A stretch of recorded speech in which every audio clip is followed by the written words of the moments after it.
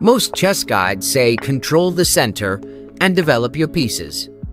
Okay, but now I'm going to give you 10 rules that actually help you win. Quick. However, if you know most of these rules and use them, then it will seem to you that I am saying banal things.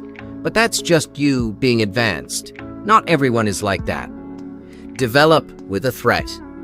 Don't just move pieces, attack something. Every move should create pressure. Bishop on c4, aim for f7.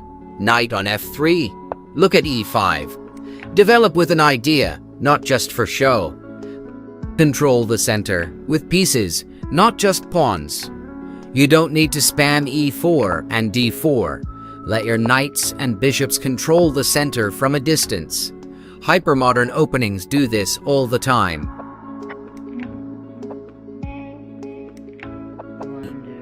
Weak squares decide everything. Always watch f2 and f7, the weakest points in early game. One bad pawn push like g6, and your king becomes a meme. Respect the diagonals. It is not for nothing that childish mats and stupid mats are placed in these fields, because only the king protects them. Improve your worst piece. Can't find a plan? Look for your worst piece, the one doing nothing, and make it active. That's often stronger than any tactic. Here, the queen and rooks are particularly backward. Black has open bishops and also rooks. I also wanted to add about the third rule that when the elephant leaves, the fields are weakened, and you can safely enter there.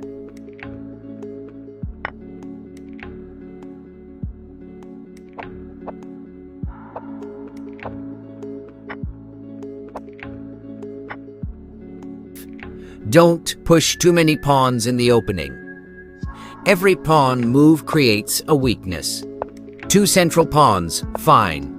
But pushing a3, h3, c3 just because, you're weakening your camp for no reason. Don't auto-castle. Castle when it's safe, not just because you should. If the center is open or your opponent's pieces are lining up, delay it. Think first. I also wanted to add that you shouldn't exchange pieces when you have a minus, because after a couple of sizes you will be in a severe minus in pieces. The best thing is to threaten the enemy king but not exchange. If you have less space, trade pieces. Cramped position, trade pieces to breathe. More space, keep them, and dominate. Easy.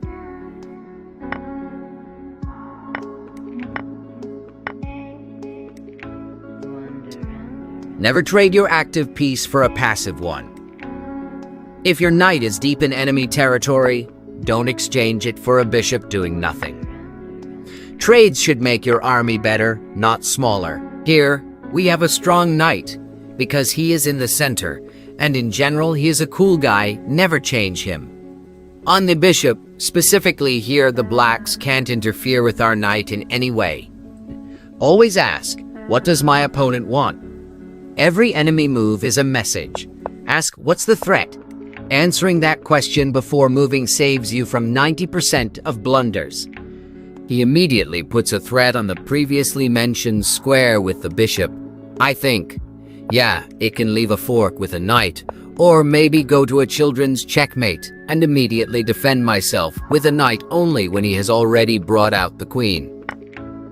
Finally, the 10th endgames win games. Openings make you look smart. Endgames make you win. Learn basic king and pawn techniques. It's free rating. Please learn how to checkmate with a king and a rook, 2 bishops, a knight and a bishop. If necessary, write in the comments.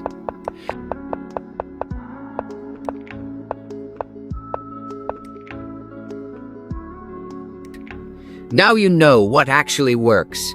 Not theory, just winning logic. Subscribe if you want to outplay players who memorize but don't understand. Guys, understand, I gave you only the theory, and only the words, so that you yourself would understand how to play.